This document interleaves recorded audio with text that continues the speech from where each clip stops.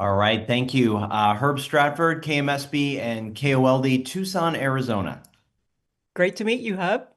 Hello, nice to meet you guys.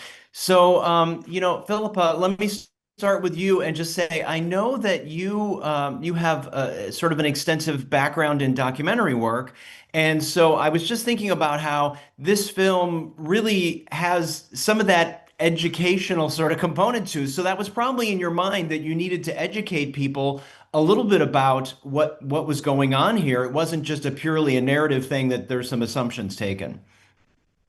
Well, I made documentaries a very long time ago, but I've always, but then when went into fiction, the pieces of drama that I've made are about real people.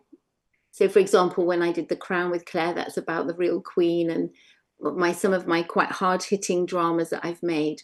So I'm always deeply immersed in real people and what real people are feeling and thinking. And I find real fiction a little bit of a challenge. So I absolutely love making H's Will Hall because it's a real story based on a real person, Helen, and her family and what happened to them.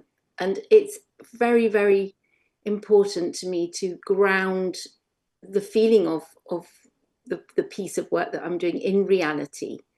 So the way I film it, or what shots you choose, or the atmosphere, or the costumes, or the clothes, or anything that they feel real. And Helen, this book is so beloved and honored. And so was it a little bit nerve-wracking to think, okay, now it's going to be out in this different way and you sort of lose control over it a little bit? No, no. I was honestly, I was so chilled out about it. I was just like, I wrote the story of what happened in the way that I write the story. Then once I'd written it, it was my telling of the story.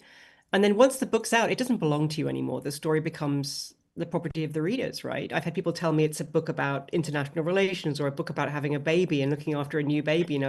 Everyone takes something new from it.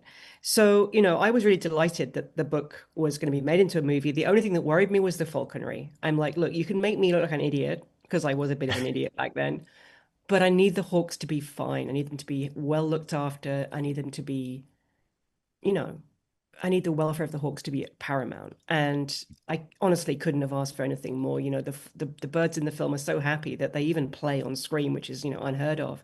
And it turns out that Claire Foy is like one of the world's most extraordinary intuitive falconers. So, bingo. I mean, it's just perfect. So that sort of brings me back to you, Philippa. I mean, this cast is just it's perfection on so many levels. I can't imagine anybody else doing these roles.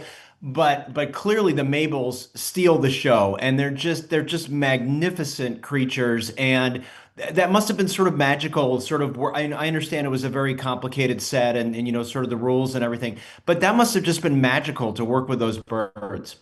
It was incredibly magical, and to be able to be up close to a goshawk is absolutely incredible.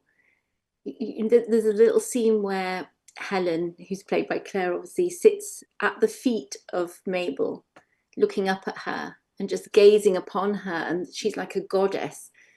Mabel sits there on her perch, and they're like, honestly, the divine. And so when you try and capture that on film, it's sort of, you have to find that feeling, and seeing that the hawk there, and then doing the hunting scenes, which had to be obviously planned meticulously and filmed with a very small crew.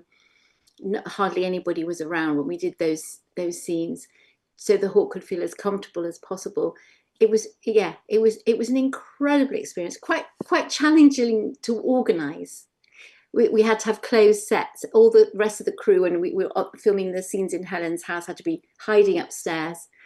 So we had to make it as comfortable as possible for the hawks at all times. And It's like a kind of, yeah, yeah, like kind of like doing a sex like, scene, but it's yeah, it's but with birds, hawks. yeah. Yeah, yeah. But to bring out the magnificence of those birds, of those ancient creatures who, as Helen said, haven't changed for millennia, was really important to do in the film, I think. Well, congratulations. You did a remarkable job. I love this film. It's so beautiful to watch and to experience and just a magical moment and congratulations. Thank you, Herb. It's you. great to talk to Thank you. you. Thank you. Nice to talk to you. Bye.